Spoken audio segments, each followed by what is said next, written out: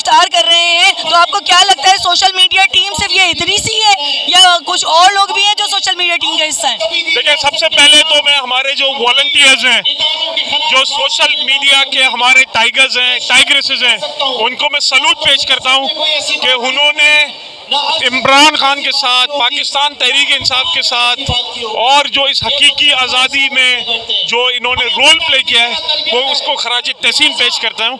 और ये मैं बताना चाहता हूँ, ये जितने हमारे लोग हैं सोशल मीडिया के, ये सारे वॉलंटियर्स हैं। ये इमरान खान की मोहब्बत, पाकिस्तान की मोहब्बत, और ये एक मुहिब्बुल वतन पाकिस्तानी शहरी हैं। उनका कसूर कि वो सच का साथ दे रहे हैं।